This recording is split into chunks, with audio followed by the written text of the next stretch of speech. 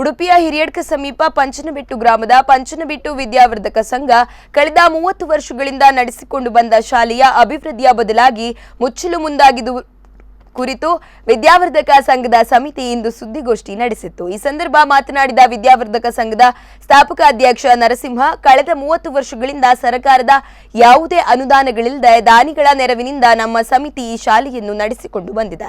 ಶಿಕ್ಷಕ ಶಿಕ್ಷಕೇತರ ಸಿಬ್ಬಂದಿಗಳ ವೇತನವನ್ನು ಹೊರತುಪಡಿಸಿ ಬೇರಾವ ಸಹಾಯವನ್ನು ಸರ್ಕಾರದಿಂದ ಕೇಳಿಲ್ಲ। ಆದರೂ ನಮ್ಮ ಶಾಲೆಯನ್ನು ಮುಚ್ಚಲು ಹೊರಟಿದ್ದಾರೆ। ಕನ್ನಡ ಶಾಲೆಗಳನ್ನು ಮುಚ್ಚಿಸುವ ಈ ನಿರ್ಧಾರದ ಕುರಿತು ನಮ್ಮ ವಿರೋಧವಿದೆ ಎಂದಿದ್ದಾರೆ। ಇದಕ್ಕೆ ಜಿಲ್ಲೆಯ ಜನರ ಸಹಾಯ ಬೇಕು ಎಂದು ಕೋರಿದ್ದಾರೆ। ಈ ಸಂದರ್ಭ ಸಮಿತಿಯ ಅಧ್ಯಕ್ಷ ನರಸಿಂಹ, ಕಾರ್ಯದರ್ಶಿ ಅಶೋಕ್ ಆಚಾರ್ಯ ಮತ್ತು ಸಮಿತಿಯ ಸದಸ್ಯ ಹಾಗೂ ಹಳೆ ವಿದ್ಯಾರ್ಥಿ ಸಾಗರ್ ಉಪಸ್ಥಿತರಿದ್ದರು।